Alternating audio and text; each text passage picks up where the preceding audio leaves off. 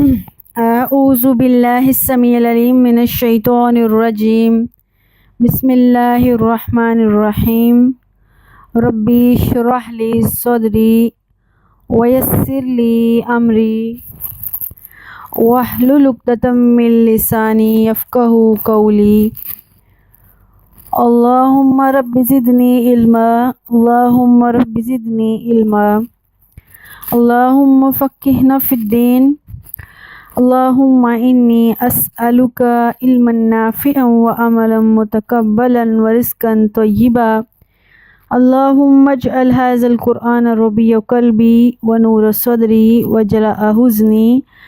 وذہب ہمی رضیت باللہ ربا وبالاسلام دینا وبمحمد النبی صلی اللہ علیہ وآلہ وسلم۔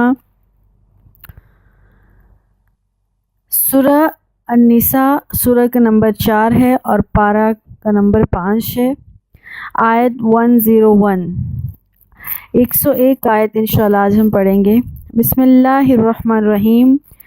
وَإِذَا ضَرَبْتُمْ فِي الْأَرْضِ فَلَيْسَ عَلَيْكُمْ جُنَاحٌ أَن تَقْصُرُوا مِنَ الصَّلَاةِ، اور جب تم زمین میں سفر کرو تمہارے اوپر کوئی گناہ نہیں ہے کہ تم نماز کو مختصر کر لو، قصر کر لو۔ ان خفتم ان یفتنکم الذین کفروا، اگر تمہیں اس بات کا ڈر ہے کہ کافر تمہیں مشکل میں ڈال دیں گے تو پھر کافروں کے سامنے تمہیں لڑائی کرنی ہے، تمہارا ان کے ساتھ مقابلہ ہے، تمہارے پاس ٹائم کم ہے، لیکن چونکہ فرض پورا کرنا ہے تو نماز کو مختصر کر لو۔ ان الکافرین کانوا لکم عدوا مبینا، بے شک یہ جو کافر ہیں بلا شبہ کوئی شک ہی نہیں اس میں، یہ تمہارے کھلے دشمن ہیں۔ اس آیت میں اگرچہ سفر کے ساتھ جو ہے وہ دشمن کے اندیشے کا ذکر ہے کہ اگر دشمن کے ساتھ تمہاری جنگ ہونے والی ہے یا کوئی مقابلہ ہونے والا ہے تو پھر نماز کو قصر کیا جائے گا، لیکن جب سنت رسول اللہ صلی اللہ علیہ وسلم کو دیکھا جاتا ہے تو وہاں پر ہم دیکھتے ہیں کہ نماز کسی بھی سفر میں قصر کی جا سکتی ہے، ضروری نہیں ہے وہ سفر فی سبیل اللہ ہو، ہر سفر میں نماز قصر کی جا سکتی ہے۔ ہاں البتہ وہ سفر کتنا لمبا ہو، یعنی اس کا فاصلہ کتنا ہونا چاہیے وہ ایک سفر کہلاتا ہو، تو اس میں کافی اختلافات ہیں۔ چونکہ رسول اللہ صلی اللہ علیہ وسلم کی ایک حدیث ہے کہ کوئی عورت ایک رات بھی محرم کے بغیر سفر نہ کرے، کتاب العمرہ اور بخاری شریف میں یہ حدیث ہے۔ یعنی اس سے کیا پتہ چلتا ہے، گویا کسی انسان کی پیدل مسافت جو ہے وہ اتنی ہو کہ رات تک وہ اپنے گھر واپس نہ پہنچ سکتا ہو تو اس کو سفر کہا جائے گا۔ اور حضرت عمر نے اپنے دور خلافت میں رضی اللہ تعالیٰ عنہ نے ایک عورت کا جو سفر کا ٹائم وہ رکھا تھا، جو مسافت تھی، جو فاصلہ تھا، وہ 9 میل کو قرار دیا تھا، یعنی 9 میل تک ایک عورت جو ہے وہ پیدل جا سکتی ہے بغیر محرم کے، اس سے زیادہ جو سفر ہے وہ سفر کہلائے گا۔ تو آج کل کے زمانہ میں تقریباً 15 کلومیٹر اور ایک کمزور انسان ایک دن میں 15 کلومیٹر جانا اور اتنے ہی 15 کلومیٹر میں دوبارہ واپس آنا، وہ بھی پیدل، یعنی گویا کہ 30 کلومیٹرز کوئی ایک دن میں کوئی شخص نہیں کر سکتا ہے۔ تو یہ پیدل کا تھا، اور جہاں تک گاڑی میں یا کسی بھی ٹرانسپورٹ سے جانا، یعنی آپ دن میں واپس نہ آ پاؤ، دن کے اندر واپس نہ آ پاؤ تو وہ سفر کہلاتا ہے۔ موسٹلی جیسے ہم شہر کے ایک کونے سے دوسرے کونے تک کالج، یونیورسٹی یا کسی کے گھر جاتے ہیں تو یہ اتنا سفر نہیں ہے، لیکن اگر ہم آؤٹ آف سٹی جا رہے ہیں تو وہ سفر کہلائے گا، اور بہترین بات ہے کہ وہاں پر قصر کیا جائے، اور یہ افضل بات ہے۔ قصر میں کیا ہوتا ہے، قصر کس طرح سے کیا جاتا ہے؟ قصر میں نماز کو مختصر کیا جاتا ہے اور 2 نمازوں کو اکٹھا پڑھ لینا بھی ٹھیک ہے، بلکہ اگر کبھی ایسا ہو 2 نمازیں اکٹھی پڑھنا تو بہترین بات ہوتی ہے۔ حضرت عائشہ رضی اللہ تعالیٰ عنہ فرماتی ہیں کہ شروع جو سفر اور حضر دونوں میں 2 رکعتیں ہی نماز فرض کی گئی تھی، لیکن پھر سفر کی نماز تو ویسی ہی رہے، یہیں 2 رکھتے، اور جو حضر اور قیام جہاں بیٹھے ہوتے ہیں وہاں کی نماز جو ہے اس میں اضافہ کر دیا گیا۔ اسی طرح سے حضرت حارث بن وہب فرماتے ہیں، یہ بھی کتاب البخاری کی حدیث ہے، کہ مینا میں ہمیں رسول اللہ صلی اللہ علیہ وسلم نے 2 رکعت قصر نماز پڑھائی، حالانکہ آپ صلی اللہ علیہ وسلم بالکل امن میں تھے، کوئی دشمن کا خوف، کوئی خطرہ نہیں تھا۔ تو گویا قصر کی نماز جو ہے وہ خوف اور خطرے کے بغیر بھی پڑھی جا سکتی ہے سفر میں۔ اور اس کا سب سے اچھا جو ہمارے پاس ایک اگزامپل ہے وہ ذی الحجہ والے دن جب خطبہ پڑھایا جاتا ہے میدان عرفات میں، تو ظہر اور عصر کی اکٹھی نماز پڑھی جاتی ہے، 1 اذان اور 2 تکبیرات کے ساتھ، اور ظہر کی 4 رکعتوں کی بجائے 2 اور عصر کی 4 رکعتوں کی بجائے 2، اور دونوں کو اکٹھا پڑھا جاتا ہے۔ تو اس طرح سے بھی کیا جا سکتا ہے، اور اگر جب ان کا ٹائم ہو تب اس ٹائم پر اگر نماز پڑھنی ہے تو اس ٹائم پر بھی نماز پڑھی جا سکتی ہے۔ تو گویا کہ قصر نماز کا مطلب ہے مختصراً کرنا، اور قصر نماز چونکہ اس آیت میں آیت 101 سورہ نساء کی آیت میں حوالہ یوں ملتا ہے کہ جب کوئی دشمن کے ساتھ جنگ میں ہو، امن کی حالت میں نہ ہو، اس کی جان کو خطرہ ہو، اس کے ملک کو خطرہ ہو، تب کوئی شخص یا کوئی جماعت یا وہاں کے لوگ قصر نماز پڑھیں گے۔ لیکن چونکہ اگر ہم سنت رسول اور سیرت نبی صلی اللہ علیہ وسلم کو دیکھتے ہیں تو ہر سفر میں کوئی انسان قصر نماز کر سکتا ہے، اور قصر نماز کرنی چاہیے سفر میں، ایک سنت کو زندہ کیا جائے گا، اور اس کے علاوہ کتاب اللہ پر بھی عمل کیا جا رہا ہوتا ہے اس صورت میں۔ اگلی جو آیت ہے 102 میں، وَإِذَا كُنْتَ فِيهِمْ فَأَقَمْتَ لَهُمُ الصَّلَاةَ فَلْتَقُمْ طَائِفَةٌ مِّنْهُمْ مَعَكَ فَلْيَأْخُذُوا أَسْلِحَتَهُمْ۔ آیت جو 102 ہے سورہ نساء کی، اس آیت میں صلاۃ الخوف، یہ ہم پہلے جو ہے وہ تھوڑا سا ٹچ یہاں پر بھی پڑھیں گے انشاءاللہ، آگے جا کے ہم سورہ المائدہ میں پڑھیں گے، اور سورہ البقرہ میں میں نے تھوڑا سا اس کا ٹچ دیا تھا۔ تو صلاۃ الخوف کی یہاں بات ہو رہی ہے، تو رسول اللہ صلی اللہ علیہ وسلم کو اللہ سبحانہ وتعالیٰ طریقہ سکھا رہے ہیں، وَإِذَا كُنْتَ فِيهِمْ، اے نبی جب آپ مسلمانوں کے درمیان میں موجود ہوں اور حالت جنگ ہو، اور آپ دشمن کے ساتھ لڑائی کر رہے ہیں، اب لڑائی کرنا بھی ضروری ہے، اس کے ساتھ ساتھ فرائض کو پورا کرنا بھی ضروری ہے، تو پھر آپ کیا کریں گے؟ فَأَقَمْتَ لَهُمُ الصَّلَاةَ، تو اے نبی آپ ان کے لیے نماز پڑھائیں گے، آپ اقامت کریں گے، فَلْتَقُمْ طَائِفَةٌ مِّنْهُمْ مَعَكَ، تو آپ نے کیا کرنا ہے؟ اپنے ساتھ جو آپ کے ساتھ جماعت جہاد کر رہی ہے، لڑائی کر رہی ہے، ان کو 2 گروہوں میں بانٹ لینا ہے، ایک گروہ آپ کے ساتھ نماز پڑھے گا اور دوسرا گروہ دشمن کے ساتھ لڑے گا، یہ جو ہم ابھی پڑھنے جا رہے ہیں۔ فَلْتَقُمْ طَائِفَةٌ مِّنْهُمْ مَعَكَ، اب یہ جو 2 گروہ بنیں گے، ایک گروہ آپ کے ساتھ کھڑا ہوگا یعنی نماز پڑھے گا، وَلْيَأْخُذُوا أَسْلِحَتَهُمْ، اور جب وہ نماز پڑھیں گے تو اپنے اسلحے سے، اپنے ہتھیاروں سے غافل نہیں ہوں گے، بلکہ وہ بھی اپنے پاس رکھیں گے، یا اپنے پاس رکھ لیں گے، یا پھر جیسے ایک فوجی جوان یا مجاہد اس کو پہن لیتا ہے اسلحے کو، تو اس طرح پہن کے ہی نماز پڑھی جائے گی۔ فَإِذَا سَجَدُوا، اب اس کا طریقہ کیا ہوگا؟ 2 جماعتیں ہیں، ایک جماعت لڑ رہی ہے اور دوسری جماعت رسول اللہ صلی اللہ علیہ وسلم کے ساتھ یا امام کے ساتھ نماز پڑھ رہی ہے، تو جب ایک رکعت کمپلیٹ ہو گئی، 2 سجدوں کے بعد دوسری رکعت لیے جب اٹھنا تھا، تو جو جماعت نماز پڑھ رہی تھی وہ جا کے دشمن کے ساتھ لڑنا شروع ہو جائے گی، اور جب دوسری رکعت کے لیے امام یا رسول اللہ صلی اللہ علیہ وسلم کو یہاں اس آیت میں کہا گیا ہے، جب دوسری رکعت کے لیے امام اٹھ کے کھڑے ہوں گے اور وہ سورہ الفاتحہ سے جب شروع کریں گے، تو جو گروہ لڑ رہا تھا جہاد وہ امام کے پیچھے آ جائے گا اور وہ 1 رکعت پڑھے گا، پوری کمپلیٹ کرے گا۔ اس طرح سے کیا ہے، دونوں گروہوں کی 1 رکعت ہوئی اور امام کی 2 رکعتیں ہوئیں۔ تو آگے جو ان کی 1 رکعت رہ گئی تھی اس کا طریقہ کار کیا ہے؟ اس کا طریقہ کار یہ ہوگا کہ جب ان کو ٹائم ملے گا جب وہ امن کی حالت میں آ جائیں گے تو تب وہ اپنا اپنا ایک جو ان کی رکعت رہ گئی تھی وہ پڑھ لیں گے۔ تو اس آیت میں بھی اللہ سبحانہ و تعالیٰ رسول اللہ صلی اللہ علیہ وسلم کو یہی طریقہ سکھا رہے ہیں۔ فَإِذَا سَجَدُوا، جب ایک گروہ جو آپ کے ساتھ نماز پڑھ رہا ہے وہ جب سجدے کمپلیٹ کر چکا ہو، فَلْيَكُونُوا مِنْ وَرَائِكُمْ، تو ان کو چاہیے کہ وہ پیچھے ہٹ جائیں، وہ پیچھے چلے جائیں اور وہ اب جہاد کریں۔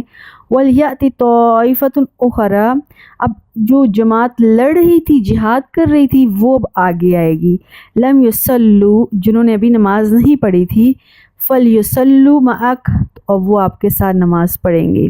وَلْيَأْخُذُوا حِذْرَهُمْ، ان کو چاہیے کہ اپنے بچاؤ کے سامان کو، وَأَسْلِحَتَهُمْ، اور اپنے ہتھیاروں کو اپنے پاس رکھیں۔ وَدَّ الَّذِينَ كَفَرُوا، کافر تو چاہتا ہی یہی ہے، لَوْ تَغْفُلُونَ عَنْ أَسْلِحَتِكُمْ، مسلمانوں تم کہیں اپنے اسلحے سے غافل ہو، تم کہیں تھوڑی سی نظر چراؤ اپنے اسلحے سے، وَأَمْتِعَاتِكُمْ، یا اپنے سامان سے غافل ہو، فَيَمِيلُونَ عَلَيْكُمْ مَيْلَةً وَاحِدَةً، تو وہ ایک ہی دفعہ آپ کے اوپر ٹوٹ پڑے۔ کافر چاہتا ہی یہی ہے کہ مسلمان اپنے راستے سے ہٹ جائے، اپنے فوکس کو کہیں اور لگا لے اور کافر اس کے اوپر حملہ کر لے۔ وَلَا جُنَاحَ عَلَيْكُمْ، تمہارے اوپر کوئی گناہ نہیں ہے، إِن كَانَ بِكُمْ أَذًى، اگر تمہیں تکلیف ہے۔ کون سی تکلیف ہے؟ من مطرن، بارش کی وجہ سے اگر تم لوگوں کو کوئی تکلیف اور ہو رہی ہے، او کنتم مرضی، یا تم میں سے کوئی بیمار ہے، ان تضعوا اسلحتکم، تو وہ اپنے اسلحے کا سامان جو پہن کے نماز پڑھ رہا تھا وہ اتار سکتا ہے۔ یعنی اس اسلحے سے غافل بھی نہیں ہونا ایک مرد مجاہد کو، اور اپنے فرائض سے بھی غافل نہیں ہونا، نماز کو بھی ادا کرنا ہے اور اس کے ساتھ ساتھ اپنے اسلحے کو پہن کے بھی رکھنا ہے۔ ہاں، جب بارش ہو رہی ہے اس کی وجہ سے اسلحہ پہن کے نماز نہیں پڑھی جا رہی، یا کوئی بیماری ہے وہ بوجھ اٹھایا نہیں جا رہا، اس صورت میں اسلحہ اتارا جا سکتا ہے، لیکن وہ بھی اپنے پاس رکھیں گے۔ وَخُذُوا حِذْرَكُمْ، اپنے بچاؤ کے سامان کو ہمیشہ اپنے پاس پکڑ کے رکھو۔ ان اللہ اعد للکافرین عذابا مہینا، بے شک اللہ نے کافروں کے لیے رسوا کر دینے والا عذاب تیار کر کے رکھا ہے۔ ابھی جو ہم آیت 103 پڑھنے جا رہے ہیں، یہ پیچھے جو ہم نے آیت پڑھی ہے ابھی، جو ہم نے صلاۃ الخوف کے بارے میں پڑھی ہے، اس کی مزید وضاحت ہو رہی ہے۔ فَإِذَا قَضَيْتُمُ الصَّلَاةَ، اب جب تم نماز ادا کر چکو، فَاذْكُرُوا اللَّهَ، اللہ کو یاد کرو، قیاماً کھڑے ہوئے، وَقُعُودًا اور بیٹھے ہوئے، وَعَلَى جُنُوبِهِمْ یا لیٹے ہوئے، کسی بھی حالت میں ہو تو اللہ کا ذکر زبان سے کرتے رہنا ہے۔ فَإِذَا اطْمَأْنَنْتُمْ، جب تمہیں اطمینان مل جائے، جب سکون آ جائے، فَأَقِیمُوا الصَّلَاةَ، تو نماز کو پوری کر لو۔ وہ جو سب کی ایک ایک رکعت ہو گئی تھی، اب جب ان کو موقع ملے گا، ٹائم ملے گا، تو سارے اپنی اپنی رکعت، ایک ایک جو رکعت رہ گئی تھی اس کو پورا کریں گے۔ ان الصلاۃ کانت علی المؤمنین کتابا موقوتا، بے شک مومنین پر نماز اس کے مقررہ اوقات پر فرض کی گئی ہے۔ اسلام سب سے زیادہ بہترین ہمیں ٹائم ٹیبل دے رہا ہے، سب سے اچھا ٹائم ٹیبل دے رہا ہے، جس میں وقت کی پابندی بتایا گیا، اور اگر وقت پر کام نہیں کیا ہے تو وہ عمل یا وہ جو محنت ہے وہ رائے گاہ چلی جائے گی۔ تو نماز جو ہے اس کا سب سے بڑا جو ہمارے پاس ایک ایگزامپل ہے کہ اس کو مقررہ وقت پر پڑھنا، اور اگر وہ ٹائم چلا گیا ہے تو گویا کہ وہ نماز چلے گی، اور اگر ہم نے پڑھی بھی تو اس کی قضا پڑھی۔ اب قضا جو ہے وہ اللہ کے اوپر ہے، وہ اس کو کس طرح سے اس کو ایکسیپٹ کرتے ہیں یا نہیں کرتے ہیں۔ اب نماز کے اوقات کی بہت زیادہ احادیث ہیں کہ نماز کے کیا اوقات ہیں۔ مسلم میں ایک چھوٹی سی حدیث ہے جس میں آلموسٹ ساری بات کور ہو جاتی، تو وہ پڑھ دیتی ہوں۔ رسول اللہ صلی اللہ علیہ وسلم نے فرمایا ہے کہ جو عصر کا وقت ہے وہ سورج ڈھلنے سے لے کر آدمی کا جو سایہ ہے وہ اس کے برابر ہو جائے، یہ ظہر کا وقت ہوتا ہے۔ اور عصر کا وقت جو ہے وہ سایہ برابر ہونے سے لے کر، یعنی آدمی کا سایہ برابر ہونے سے لے کر سورج کی دھوپ میں تھوڑی سی زردی آنے لگے، تو یہ عصر کا وقت ہے۔ ظہر کا وقت سورج ڈھلنے سے لے کر آدمی کا سایہ اس کے بالکل برابر آ جائے، جتنا اس کا ہائٹ ہے اتنا سایہ بھی ہو، کیونکہ سایہ ہمیشہ لمبے ہوتے ہیں لیکن ہائٹ کے بالکل برابر، یعنی اس کے بالکل برابر ہو جائے، اور یہ ظہر کا وقت ہے۔ اور عصر کا وقت یہ ہے کہ انسان کے سایہ برابر سے لے کر دھوپ میں تھوڑی سی زردی آنا شروع ہو جائے، وہ جو پیلا پن تھا ایگزیکٹلی وہ تھوڑا اگلے سٹیج پہ چلا جائے، تو یہ عصر کا ٹائم ہے۔ اور نماز مغرب کا جو وقت ہے وہ سورج غروب ہونے سے لے کر جب تک اس کی جو سفیدی ہے شام کی غائب ہو کر مکمل اندھیرے میں نہ چلا جائے، تو یہ شام کا ٹائم ہے۔ اور عشاء کا وقت جب بالکل جو شام کی ایک شفق ہوتی ہے وہ غائب ہو کر ٹھیک آدھی رات تک، یہ عشاء کا وقت ہے۔ اور صبح کا وقت جو ہے وہ فجر سے لے کر طلوع آفتاب تک ہے، اور یہ مسلم شریف کی حدیث ہے۔ باب جو ہے اوقات الصلاۃ الخمس، 5 نمازوں کے جو اوقات ہیں، بہت سی احادیثیں ہیں لیکن یہ جو حدیث ہے یہ ذرا سب سے شارٹ تھی اور اس میں ٹائم ذرا واضح تھا، اس لیے میں نے یہ پڑھی ہے۔ آیت نمبر ہے 104، وَلَا تَحِنُوا فِي ابْتِغَاءِ الْقَوْمِ،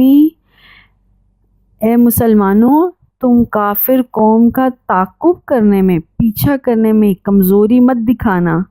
ان تکونوا تعلمون فإنهم يعلمون كما تعلمون، اگر تمہیں دکھ پہنچا ہے تو کوئی بات نہیں، ان کو بھی تمہاری طرح دکھ پہنچا ہے۔ وَتَرْجُونَ مِنَ اللَّهِ مَا لَا يَرْجُونَ، تمہیں تو اللہ سبحانہ وتعالیٰ سے اجر و ثواب کی امید ہے۔ مَا لَا يَرْجُونَ، ان کو تو وہ امید بھی نہیں ہے۔ وَقَانَ اللَّهُ عَلِيمًا حَكِيمًا، اللہ تعالیٰ حکمت والا ہے اور جاننے والا ہے۔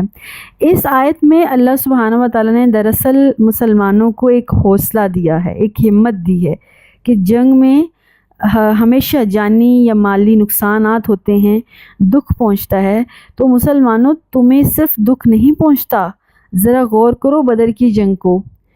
70 ان کے مارے گئے اور بڑے بڑے سردار مارے گئے اور 70 ان کے غلام بنے، اور اگر احد میں تمہیں کچھ جانی نقصان ہوا، تمہارا کچھ جانی یا مالی یا عزیز و اقارب اس دنیا سے چلے گئے تو کوئی بات نہیں ہے، تمہارے سے پہلے ان کو بھی نقصان پہنچا تھا، لیکن تم اس نقصان کے بعد حوصلے میں ہوتے ہو، ہمت میں ہوتے ہو، ایک امید سے ہوتے ہو۔ اگر شہید ہو جاؤ گے تو اللہ کے ہاں مرتبہ ہی مرتبہ، اور اگر زندہ سلامت گھر آ جاؤ گے تو غازی۔ دونوں طریقوں سے اللہ سے اجر و ثواب کی توقع ہے تم کو، مگر کافروں کو توقع ہی نہیں ہے اللہ کے ہاں کسی اجر و ثواب کی، بلکہ ان کی اگلی زندگی مشکل ہی مشکل ہے۔ تو تمہیں جو اللہ سے امیدیں ہیں وہ ان کو امیدیں نہیں ہیں۔ اگر یہ دکھ اور تکلیفیں میدان جہاد میں تم پر آ رہی ہیں تو صرف تم پر نہیں آ رہی، یہ کافروں پر بھی آ رہی ہیں۔ کیا غیر مسلموں پر کوئی تکلیفیں نہیں آتی، امتحانات نہیں ہوتے؟ ہر شخص جو اس دنیا میں آیا ہے وہ آزمائش کے لیے آیا ہے، لیکن مومن پر اللہ کی کتنی رحمتیں ہیں، اس کو ہر اس آزمائش پر اللہ اجر دے رہا ہے، ہر اس آزمائش پر اللہ تعالیٰ صلہ دے رہا ہے۔ وہ صبر کرتا ہے تب بھی، شکر کرتا ہے تب بھی، وہ ان مصائب کو برداشت کرتا ہے تب بھی، وہ غربت ہے، وہ تکلیف ہو، وہ بیماری ہے، وہ کچھ جانی مالی بزنس کا لاس ہے، کچھ بھی ہے، ایک مومن کو اللہ سے امید ہوتی ہے۔ اور سب سے بڑی بات اس کا ایمان کہ اللہ سبحانہ و تعالیٰ کے پاس میری زندگی ہے اور وہ میری زندگی کا فیصلہ کرنے والا ہے، اس کو جو بہتر لگا وہ سب سے زیادہ علیم الحکیم ہے، اس کے علم میں جو باتیں ہیں پوری کائنات اس کا احاطہ نہیں کر سکتی ہے، تو اس نے کچھ نہ کچھ میرے لیے نقصانات کے بعد آسانی بھیجی ہے۔ انما العسر یسری، میرے ہر مشکل کے بعد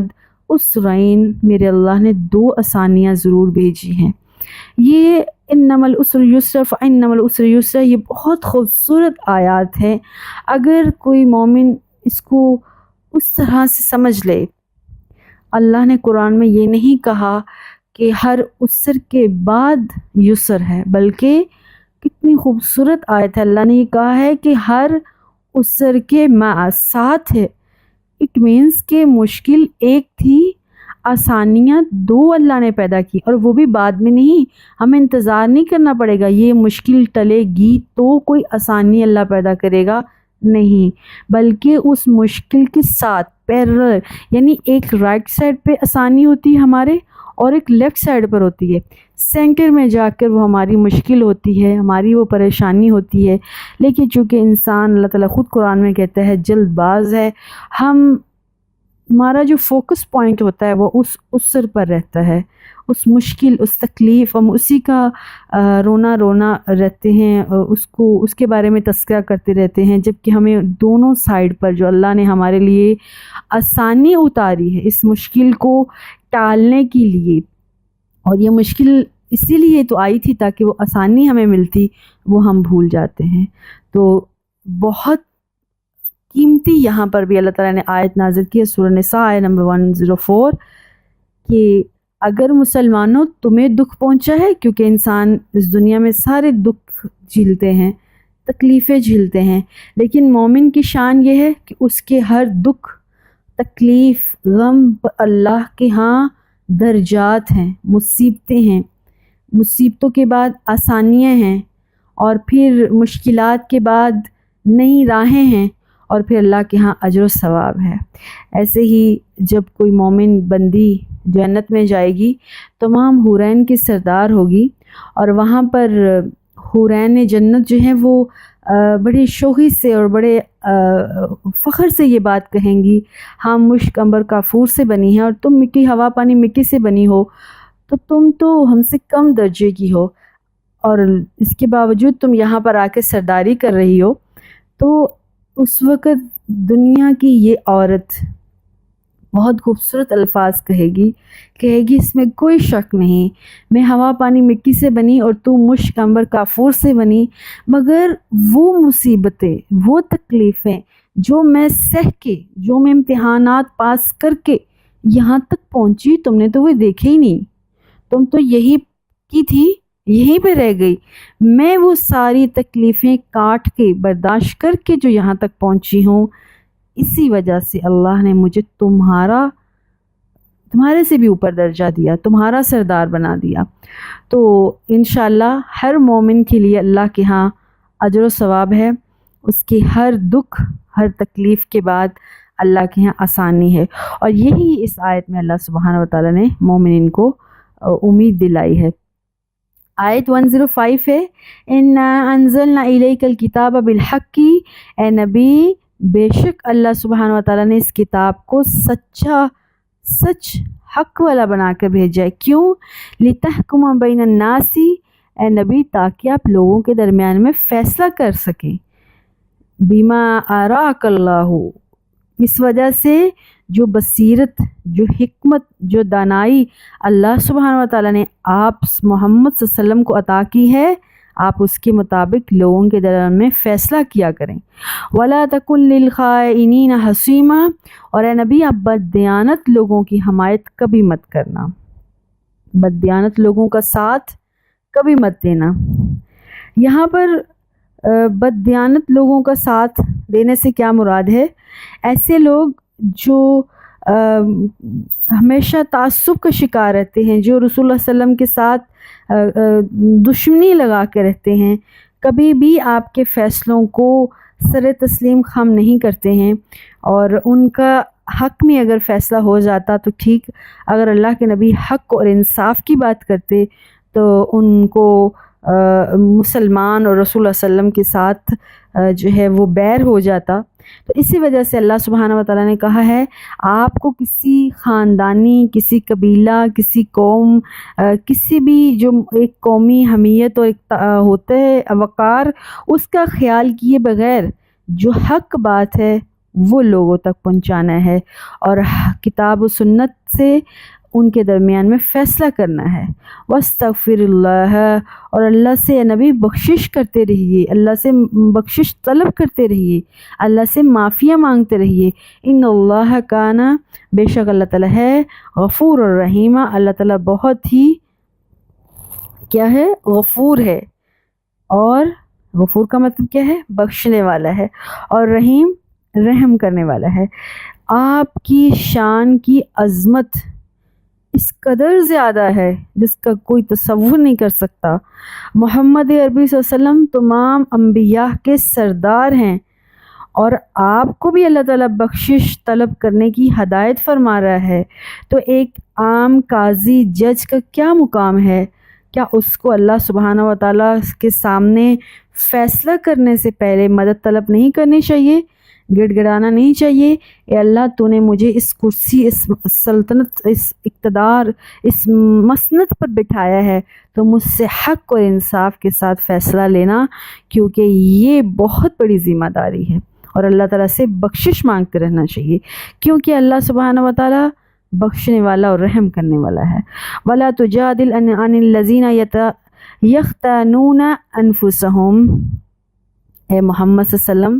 آپ ان لوگوں کی حمایت نہیں کریں گے جو حمایت کے لیے دوسرے لوگوں سے جھگڑا نہیں کرتے پھریں گے، آپ جو خیانت کرتے ہیں۔ ان اللہ لا يحب من کان حوانا اسیما، کیونکہ اللہ سبحانہ و تعالیٰ بھی جو خیانت کرنے والے اور جو مجرم ہیں ان کا ساتھ نہیں دیتے۔ مراد جو چور، جو ایک خاندانی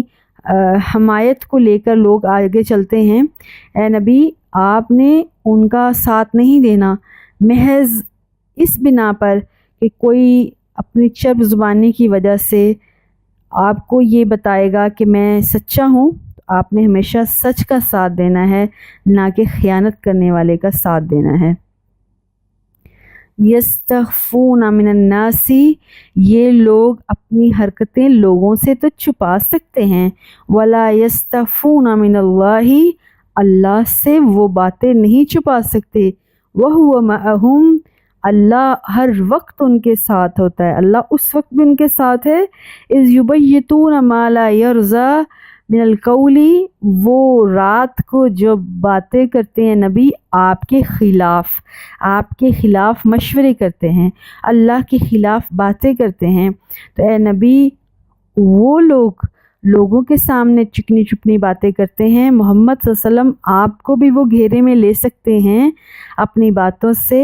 اللہ سے کچھ نہیں چھپا سکتے ہیں۔ وَكَانَ اللَّهُ بِمَا يَعْمَلُونَ مُحِيطًا، اللہ ان کے ہی اعمال کی بنا پر، ان کے ہی کرتوت کی بنا پر، انہوں نے جو لوگوں کو گھیرنے کے لیے پلاننگز کر رکھی ہیں، اللہ اس کے ذریعے ہی ان کو گھیرے میں لے لے گا، وہ اپنی پلاننگز میں خود ہی پھنس جائیں گے۔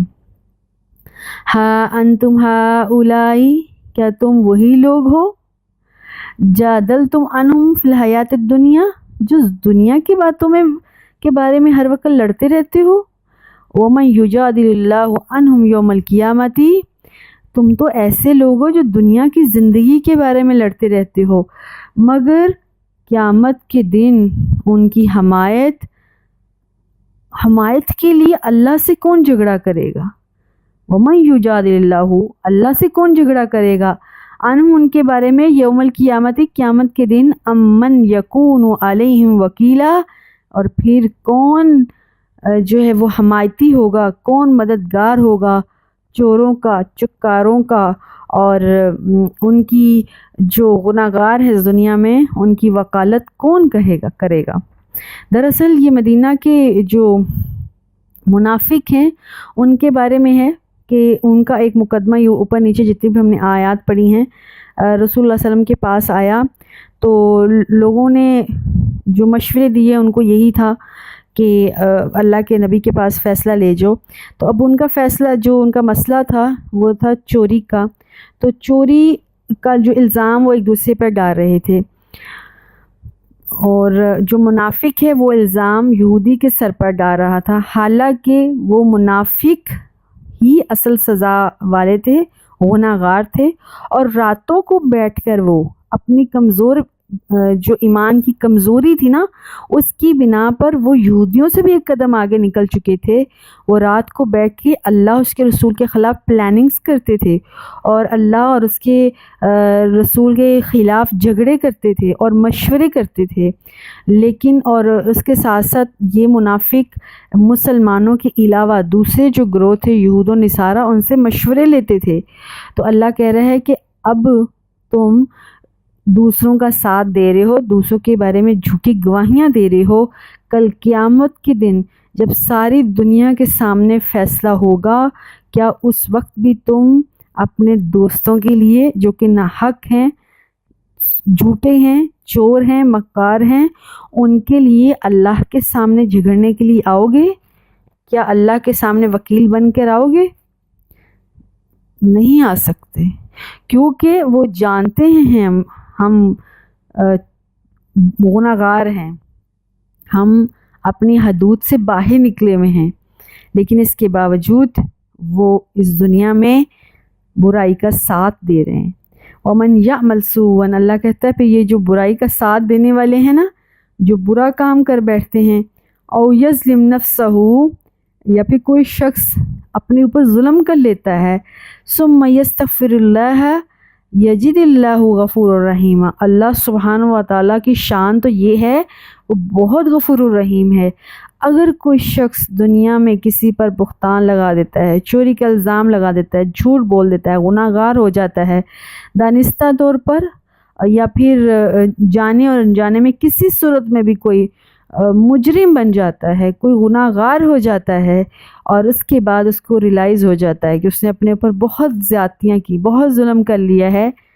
اب وہ اللہ سبحانہ و تعالیٰ کے سامنے جھک جاتا ہے، وَيَسْتَغْفِرُ اللَّهَ، اللہ سے بخششیں مانگتا ہے، اللہ سے توبہ کرتا ہے، معافیاں مانگتا ہے،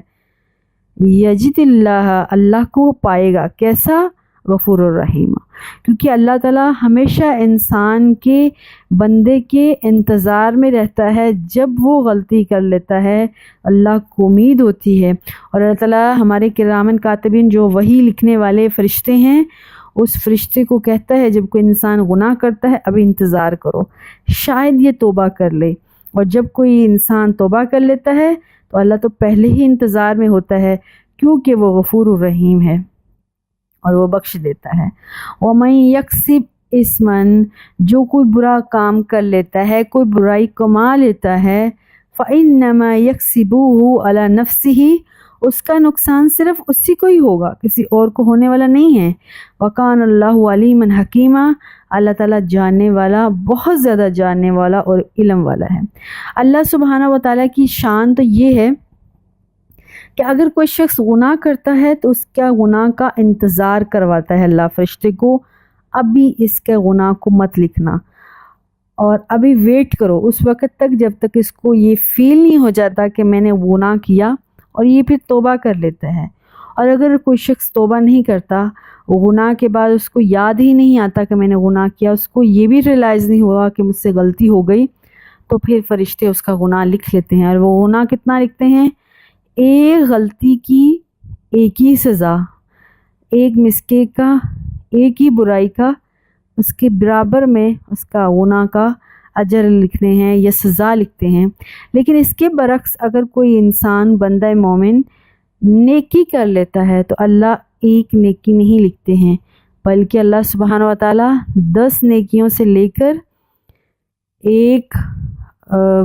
700 اس سے بھی زیادہ 70,000 یضاعف لہ من یشاء، اللہ کہتے ہیں جس کے لیے میں جو چاہتا ہوں اس کو بڑھا چڑھا دے سکتا ہوں، کیونکہ اللہ کی شان ایسی ہی ہے۔ اللہ چونکہ غفور الرحیم ہے، اللہ تعالیٰ چونکہ اپنی کامل رحمت والا ہے، تو بندہ مومن کے لیے جب اللہ سبحانہ و تعالیٰ اس کی نیکی کا اجر لکھواتے ہیں تو کتنا لکھواتے ہیں؟ ایک نیکی کا 10 سے لے کر 700 گنا، یا اس سے بھی بڑھ کر ہزاروں میں، لاکھوں میں، یہ انسان کے اخلاص اور اس کی نیکی کیے جانے والی نیت پر کو دیکھا جائے گا۔ وَمَن يَكْسِبْ خَطِيئَةً، لیکن جو کوئی شخص گناہ کا کام کر لیتا ہے، او اسمن، خطیئتاً خطا کا کام کر لیتا ہے، اور اسمن یا گناہ کا کام کر لیتا ہے، ثم یرمی بہ برین، پھر وہ گناہ کسی دوسرے پر تھوپ دیتا ہے، وہ گناہ اپنے سر پر نہیں لیتا ہے، فقد احتمل بہتانا و اسما مبینا، ایسے شخص نے دوسرے پر بہت بڑا بہتان لگایا اور اس نے بہت ہی صریح قسم کا گناہ کیا، اور بڑا صریح قسم کا گناہ اپنے اوپر لاد لیا۔ یہ دراصل بہتان بازی کا ایک واقعہ ہے۔ حضرت عائشہ سے یہ واقعہ بہت فیمس ہے، انہوں نے یہ واقعہ بہت دفعہ اس واقعے کو ریپیٹ کیا۔ تو حضرت عائشہ فرماتی ہیں کہ کسی عرب قبیلے کے پاس ایک کالی لونڈی کام کرتی تھی، ان کی غلام تھی، جسے انہوں نے بعد میں آزاد کر دیا تھا۔ جب وہ رہا ہوئی تھی تو وہ حضرت عائشہ کے پھر وہ مسلمان ہو گئیں، اسلام لے آئیں، اور حضرت عائشہ کے گھر کے پاس انہوں نے اپنا ایک حجرہ بنا لیا، اپنا گھر بنا لیا، اور اکثر حضرت عائشہ رضی اللہ تعالی عنہ سے ان کی ملاقات ہوتی تھی، تو وہ یہ واقعہ ریپیٹ کر کے حضرت عائشہ کو سنایا کرتی تھی۔ واقعہ کچھ یوں ہے کہ وہ غلام کسی کے گھر، بڑے سردار کے گھر نوکری کرتی تھی، کسی بڑے قبیلے کے سردار کے گھر، اور ان کی ایک لڑکی جو کہ نئی جس کی شادی ہوئی تھی، وہ دلہن تھی، تو وہ نہانے کے لیے گئی، اور اس نے اپنا جو کمر بند ہے وہ اتار کے اور اپنے کپڑے وغیرہ اتار کے باہر میڈ کے پاس رکھوالی کے لیے اس غلام کے پاس رکھ دیے۔ تو تھوڑی دیر بعد ایک چیل آئی اور اس نے گوشت سمجھ کر وہ جو اس نے کمر بند اتارا تھا وہ اٹھا کے لے کے چلی گئی۔ اب وہ جب نہا کے نکلی تو انہوں نے اس کمر بند کو بہت تلاش کیا، آخر میں انہوں نے اس کالی لونڈی پر الزام لگا دیا، اور الزام لگانے کے لیے انہوں نے اس کی ہر جگہ تلاشی کی، یہاں تک کہ وہ کہتی کہ میری شرمگاہ کو بھی دیکھا گیا۔ تو کہتی کہ میں نے اس وقت دل میں اللہ کو پکارا، اللہ کا ایمان یقین تو نہیں تھا، لیکن اپنی چونکہ بے گناہی کا بارے میں دل میں سوچا کہ میں گناہ گار بھی نہیں ہوں اور مجھے اتنی بھیانک قسم کی سزا مل رہی ہے۔ تو کہتی اللہ کی قسم میں وہیں کھڑی تھی تو چیل گزری اور اس نے وہ کمر بند سب کے درمیان میں پھینک دی۔ تو پھر جب وہ کمر بند ان کو مل گیا، میں وہاں سے بری ہو گئی، تو میں وہاں سے چھوٹ کر آزاد ہو کر آ گئی اور وہ مسلمان ہو گئی۔ تو یہ واقعہ اسی کی طرف اشارہ کرتا ہے کہ اللہ سبحانہ و تعالیٰ یہی بات کر رہے ہیں یہاں پر، جو کسی پر بہتان لگاتا ہے، جو کسی پر گناہ تھوپتا ہے، تو وہ شخص دوسرے پر گناہ نہیں تھوپ رہا ہے، بلکہ وہ اپنے اعمال گناہوں سے لت پت کر رہا ہے،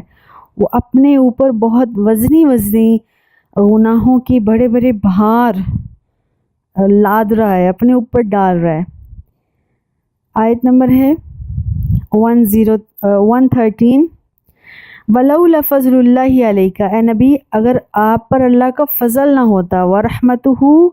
اور اللہ کی رحمتیں آپ کے ساتھ نہ ہوتی،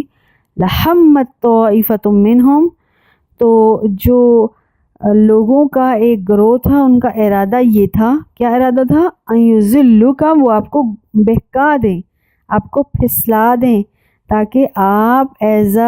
حاکم ہونے کی حیثیت سے صحیح فیصلہ نہ کر پائیں۔ وَمَا يُضِلُّونَ إِلَّا أَنفُسَهُمْ، تو اے نبی آپ کے ساتھ تو ہمیشہ اللہ کی مدد شامل حال رہتی ہے، ان لوگوں نے کسی کو دھوکہ نہیں دیا، کسی کو بہکایا نہیں، مگر اپنے آپ کو بہکایا، اپنے آپ کو دھوکہ دیا۔ وَمَا يَضُرُّونَكَ مِنْ شَيْءٍ، اے نبی کوئی آپ کا کچھ بھی نہیں بگاڑ سکتا۔ وَأَنزَلَ اللَّهُ عَلَيْكَ الْكِتَابَ، آپ تو وہ نبی ہیں جس پر اللہ نے کتاب نازل کی، والحکمت، اور اللہ نے اپنی حکمت نازل کی، وعلمک، اور آپ کو اللہ نے وہ علم سکھایا، ما لم تکن تعلم، جو آپ کو پتہ بھی نہیں تھا، اللہ نے آپ کو اتنا عظیم علم سکھایا ہے جو کہ کتاب اللہ کا علم ہے۔ وکان فضل اللہ علیک عظیما، اے نبی اللہ کا آپ پر بہت بڑا فضل ہے۔ آیت 114 ہے، لا خیر فی کثیر من نجواہم الا من امر بالصدقات او معروف او اصلاح بین الناس، اللہ کہتا ہے یہ جو ہم کانوں میں ایک دوسرے کو خفیہ مشورے کرتے ہیں، کانوں میں باتیں کرتے ہیں، اس میں کبھی کسی کے لیے کوئی خیر نہیں ہوتی۔ ہمیشہ جو لوگ دوسرے سے چھپا کر باتیں کرتے ہیں، مشورے کرتے ہیں، جس کو ہم آج کل کی زبان میں ہم نے گوسپس کا نام دے دیا ہے، ہمیشہ اس میں کسی کی خیر نہیں ہوتی، بھلائی صاف ستھری باتیں نہیں ہوتی۔ ہمیشہ بھلائی کی باتیں، اچھی باتیں، صاف ستھری باتیں چھپانے کی ہوتی نہیں ہیں، اور نہ ہی اس کو کوئی چھپاتا ہے۔ لیکن جو ہمیشہ دوسروں کے خلاف پلاننگز ہوتی ہیں، جو کہ جس میں نیگیٹو وائبز آتی ہیں، ہمیشہ وہی پلاننگ سرگوشیوں کی صورت میں ہوتی ہیں۔ بہت کم ایسا ہوتا ہے جب کسی نے کسی کو صدقے کا حکم دینا ہو، او معروف یا کسی کو اچھے کام کے بارے میں بتانا ہو، جیسے کچھ فوجی کمانڈر ہیں ایک دوسرے کو راز میں ملک کی بھلائی کے لیے باتیں کرتے ہیں، اور اصلاح بین الناس، یہ لوگوں کے درمیان صلح کروانا، اصلاح کروانا، یہ کام جو ہے ایسا بہت کم ہوتا ہے کہ ان کاموں کے لیے اگر کوئی ایک دوسرے کے کان میں بات کرے تو ٹھیک ہے، ورنہ ہمیشہ جو سرگوشیاں ہوتی ہیں، قرآن یہی کہہ رہا ہے کہ وہ زیادہ تر اس میں بھلائی کی باتیں نہیں ہوتی۔ وَمَن يَفْعَلْ ذَلِكَ، جو کوئی ایسا کرے گا، ذَلِكَ ابْتِغَاءَ مَرْضَاتِ اللَّهِ، جو اللہ کی رضا، اللہ کی خوشنودی کے لیے، لوگوں کے درمیان صلح کروانے کے لیے، معاشرے کو اچھا کرنے کے لیے اگر کوئی خفیہ باتیں کر رہا ہے، خفیہ مشورے دے رہا ہے، تو بہت اچھی بات ہے۔ فَسَوْفَ نُؤْتِيهِ أَجْرًا عَظِيمًا، اللہ سبحانہ و تعالیٰ کہتے ہیں ہم ان قریب ایسے لوگوں کو بہت بڑا اجر عطا کریں گے۔ 115 آیت ہے 115، وَمَن يُشَاقِقِ الرَّسُولَ مِن بَعْدِ مَا تَبَيَّنَ لَهُ الْهُدَىٰ، جو شخص اے نبی آپ کی بات کو، آپ کے حق ہونے کو، اس قرآن کے حق ہونے کو اور اس بات کا پتہ ہونے کے باوجود کہ رسول اللہ صلی اللہ علیہ وسلم ہدایت پر ہیں، سیدھے راستے پر ہیں، وَمَن يُشَاقِقِ الرَّسُولَ، جو رسول اللہ صلی اللہ علیہ وسلم کی، جو محمد عربی صلی اللہ علیہ وسلم کی مخالفت کرے گا، وَيَبْتَغِي غَيْرَ السَّبِيلِ، وہ ایسا راستہ تلاش کرے گا، المؤمنین، جو مومنوں کے راستوں کے علاوہ راستہ ہوگا، نولیہ، اللہ کہتا ہم پھیر دیں گے، ما تولا، وہ جس طرف جانا چاہتا ہے۔ جو شخص اسلام کا راستہ چھوڑ کر دوسرے راستے کی طرف جانا چاہتا ہے، اللہ سبحانہ و تعالیٰ کہتے ہیں ہم اس کو اسی کے راستے کی طرف پھیر دیں گے۔ وَنُصْلِهِ جہنم، ایسے لوگوں کو ہم کہاں پھینکیں گے؟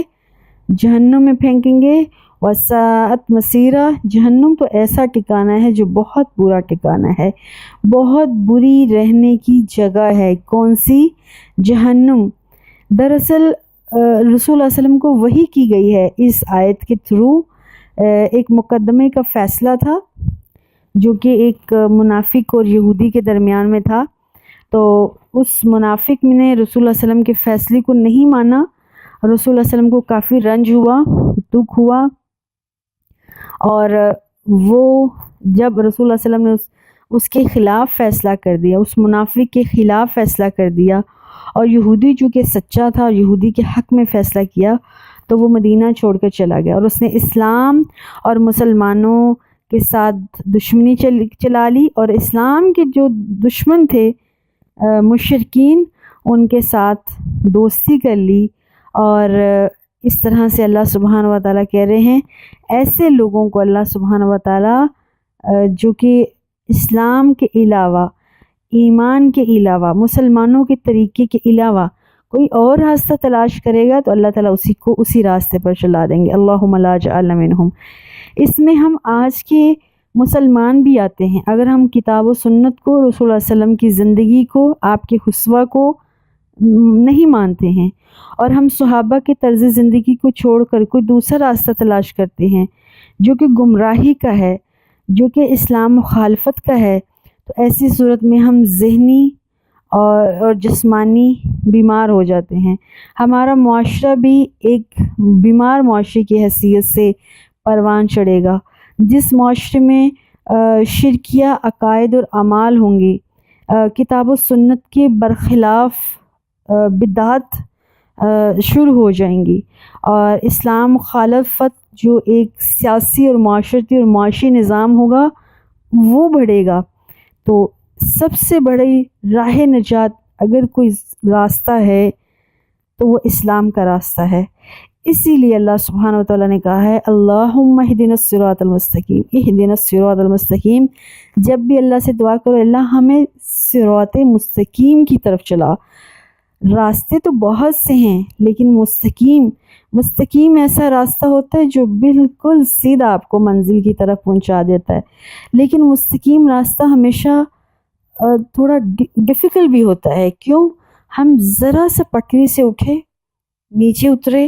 یا ذرا سا ہماری گاڑی کا اسٹیئرنگ ادھر ادھر مڑا تو ہم کہیں دور گمراہی میں چلے جائیں گے۔ تو ہمیشہ اللہ کہتے ہیں عروۃ الوثقی، اسلام کے، قرآن کے، سنت صحابہ کے زندگی کو، طرز عمل کو مضبوطی سے پکڑنا ہے ہم مسلمانوں کو انشاءاللہ۔ اور جب ہم انفرادی طور پر اور اجتماعی طور پر مسلمانوں کا جو راستہ ہے وہ، محمد عربی کا جو راستہ ہے وہ، اور جو کتاب و سنت کے احکامات ہیں ان کو پکڑ کے رکھیں گے تو انشاءاللہ اللہ ہمیں اس راستے کی طرف موڑ دیں گے جو ہدایت کا راستہ ہے، اور جو ہمارا معاشرہ ہے وہ بھی انشاءاللہ